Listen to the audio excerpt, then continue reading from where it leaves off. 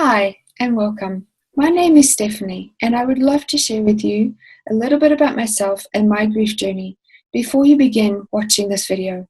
Early 2009, my brother suddenly and unexpectedly passed away. I still don't know the cause of his death. He was in Buenos Aires for work when I received the call that he had died. Within an instant, I was projected into a new reality where I found myself wrought with emotions of utter despair, pain, and hopelessness. It didn't take long for me to find myself at a crossroad. I seriously contemplated suicide for months on end as a way to ease the pain and the devastation. This led me to a desperate search for answers and ways to cure the way I was feeling. I tried many different modalities. Although what I'd learned made sense, I still didn't feel better. Just when I was about to give up, I experienced a conversation with someone who called himself a coach. I agreed to initial conversation with him, and my world began to open to new possibilities.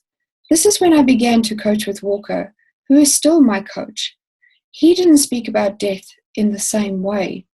Experiencing being coached and learning how to coach has allowed me to see this tragedy that I thought would end my life and kill my dreams, how it became the key to the journey of my dreams coming true.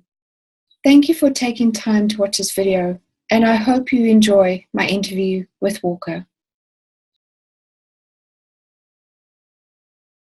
I know for myself, because we've been coaching together for a year and a half now, the wording to try and explain being authentic and showing up makes sense to me, but is there a way that it could be a little bit more clear for people that perhaps aren't familiar with that kind of wording? Yeah. So you mean authenticity?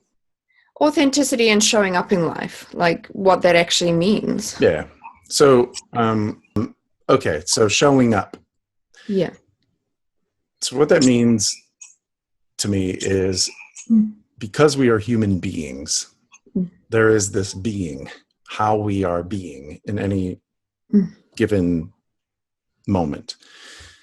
That being to me means our internal thoughts, feelings, emotions, memories at any given moment, our internal selves, what we refer to when we use the term I or me. And so that's like being, our being. The action happens out here between us. So in the interaction, so being shows up, and then the action that is correlated with that being of the human being. All that's dictated by context and the circumstances by which you're living into.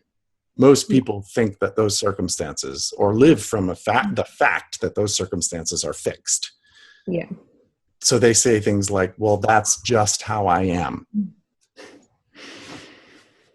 Even if it's not, even if they don't like what they're getting in life, well, that's just how I am. Or that's just not how I am. I'm just not a salesperson. I'm just not that.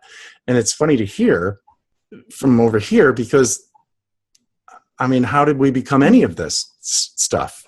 I'm just not a real estate coach. Yeah. I've coached realtors. Like, you know what I mean? Like, I'm just not good at math, as if you popped out of the womb not good at math, right? I'm just shy, or I've always just been shy. Well, you didn't. I mean, I'm pretty sure you popped out screaming at the top of your lungs, most babies. So it's not that you're just shy. Like, you just don't remember creating that awareness of I have to be shy in order to win in life. It's something we decide when we're really young. Something happens, some form of threat happens. You know this, for your listeners or readers. Some form of threat happens when we're a kid, and it's shocking usually. And we decide on a way of being in that moment of distress when we're not enough for something. We decide on this way of being, and we decide based on, this is how we'll win. This is how we'll get by. And then they get to be an adult, and they're still shy, not because they chose it now from an empowered place, but they chose it as a child. And so being authentic for me is, let's get into reality now. You're not just shy. How do you choose to interact with me? Here and now, not based on an old tool that you moved up that you decided on.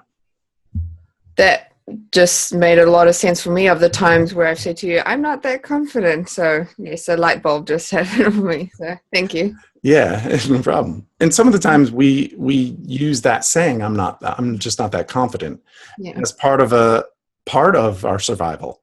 Saying that actually means, so feel bad for me. I'm just not that confident. Oh, poor baby, here, come with me, and we start to win because people believe you.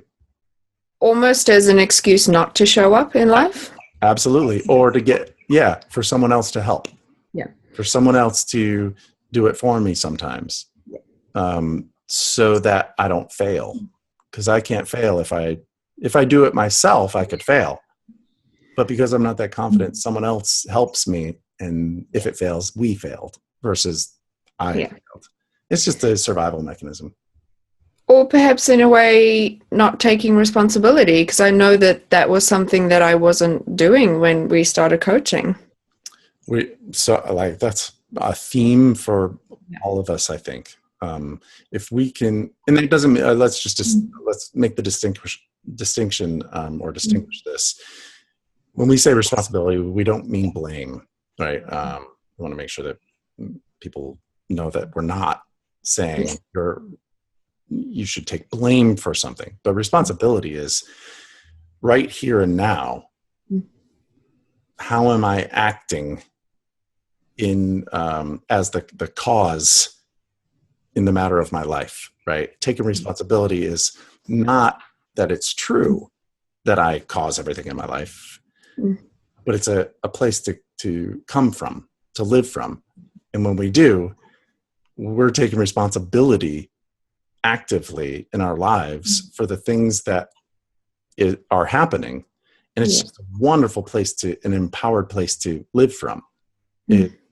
I'm responsible. Let me take responsibility for our miscommunication. I must not have communicated it effectively enough if there was a miscommunication. So I apologize for any miscommunication. Let's clean it up. That's take responsibility. Another form of responsibility is managing up. A lot of what that means is, manage your manager, manage your boss.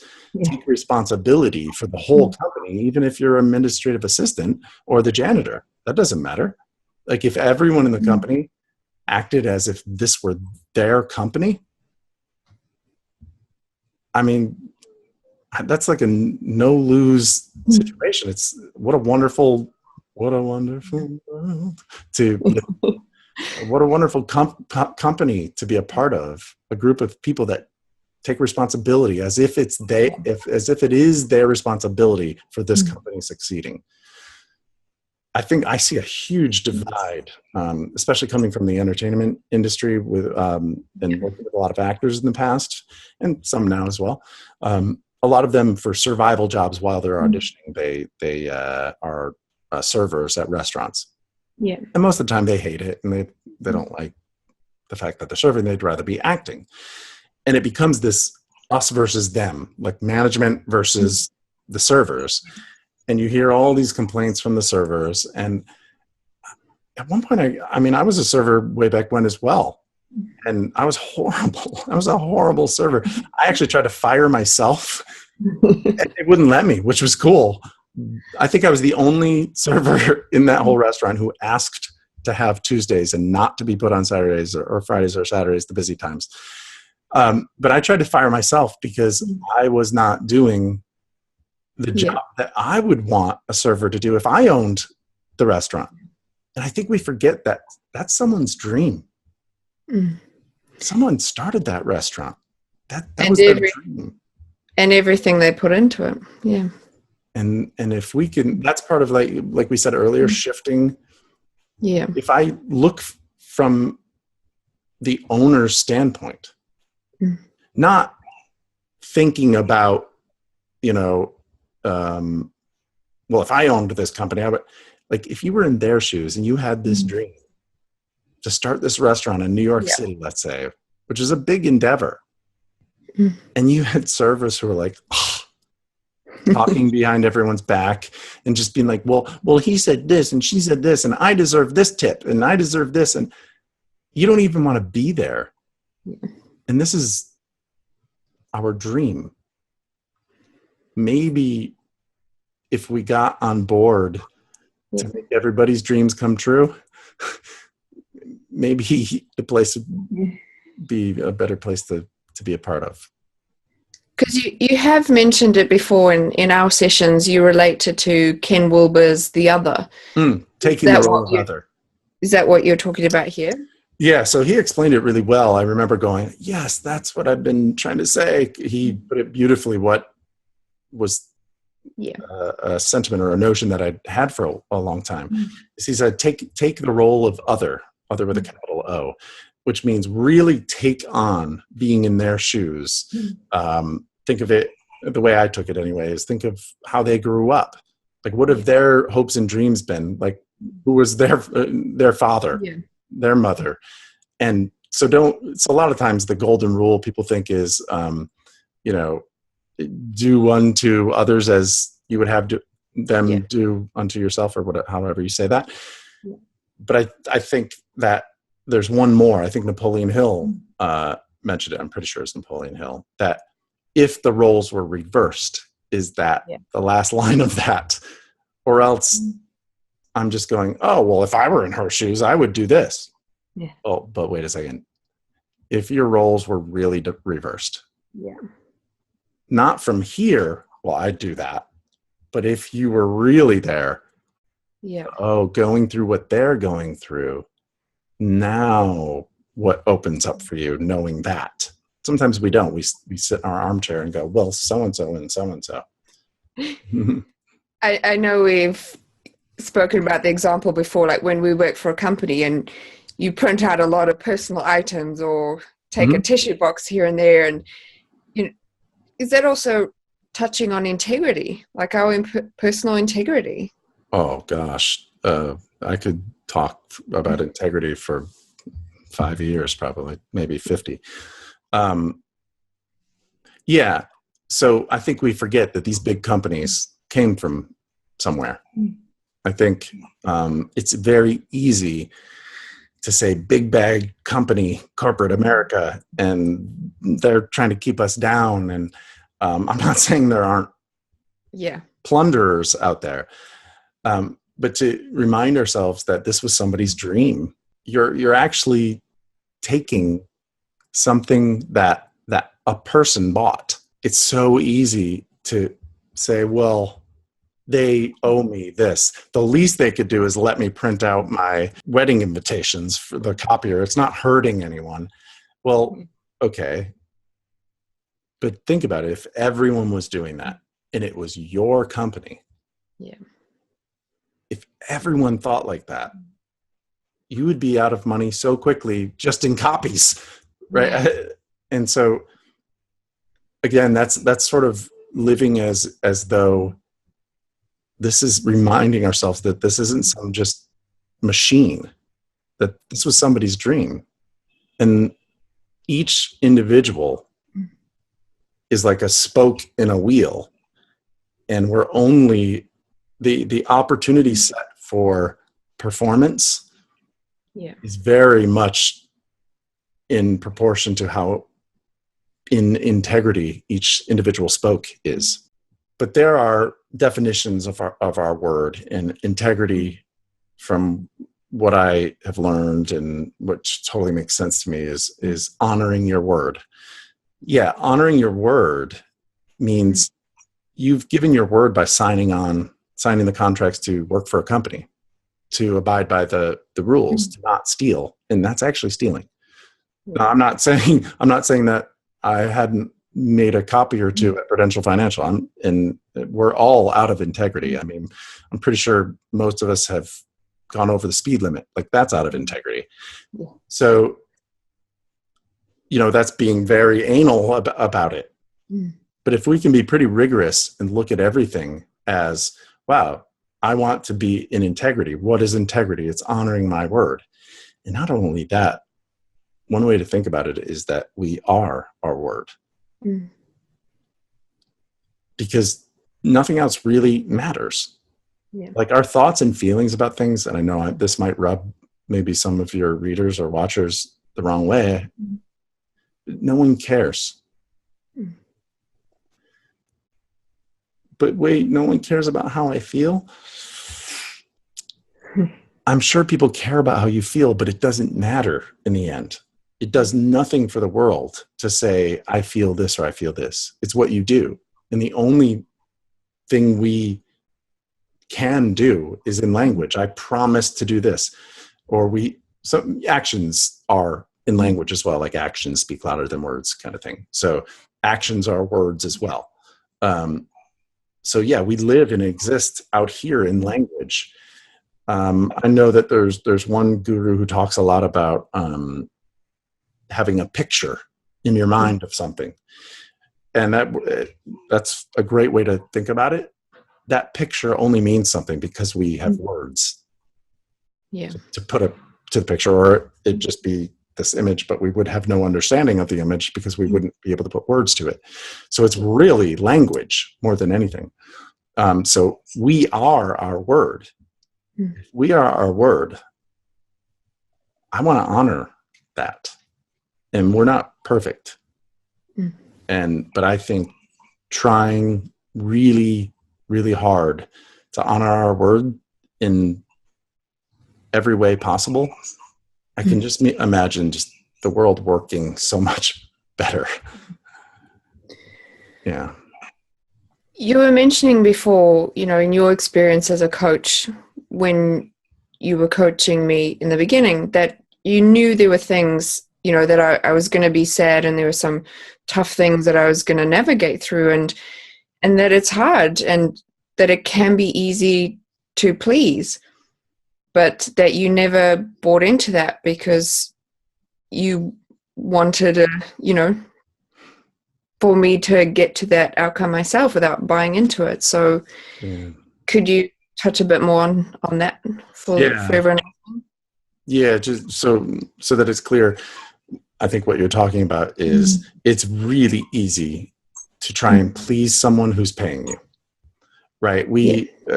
Most of the time, and I think a big fault of a lot of coaches that I know is they really care about pleasing their clients. Yeah. Because whether they know it or not, underneath is this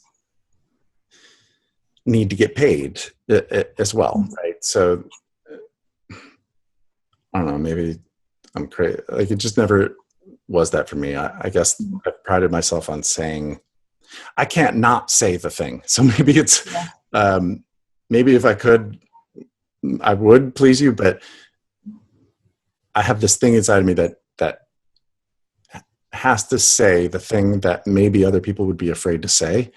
Yeah. And it's completely in service of you or the client, whoever I'm talking to. Lots of the time you're not going to like it. It's not going to please you. But it's not pleasing you who is at that level of development at that time. Life isn't going the way you want it to at that development, at that level of time. So anything that would please you wouldn't move you forward. Yeah. So I have to be willing as a coach to risk displeasing you. And it's uncomfortable. It is. It's really uncomfortable. But if I stick to my guns, I know that we get to do this. And, you have a book coming out and you're helping a ton of people. And it's just, that's like, the more that happens to clients that I work with, you start to get used to, oh yeah, this is going to hurt. This is going to, but I got to say it, just remember that it's not going to, it's sort of like a formula. If you're going with, this formula and this gets you, or this formula and this gets you this output, not that there's better or worse, just this formula gets you this output, anything that is new coming in has to fit this formula. That would please you. Well, if you want a different output, we got to use a different formula. In order to get you to figure out a new formula, I have to throw stuff at you that is not going to fit this formula and make you discover for yourself. And then all of a sudden, there's a new output. So to crassly figure out how to explain that. Well, as we've discussed, I've learned to be comfortable in being uncomfortable as I've navigated through my stuff. Welcome to the acting world. I used to say that all the time to actors: get comfortable being uncomfortable. I'm not sure if it ever gets comfortable, but I'm learning. Yeah, we'll get comfortable being uncomfortable because it's uncomfortable. And what are some of the more common things that in your experience you find really hold your clients back from living the life that they want to live? Easily, one that comes up right away is the threat to their already knowing.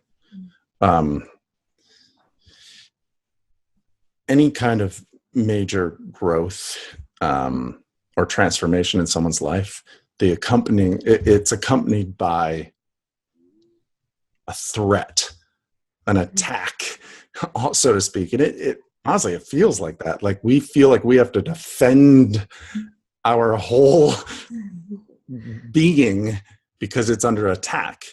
Because, oh my gosh, if this isn't true about life, we feel like we have nothing to hold on to.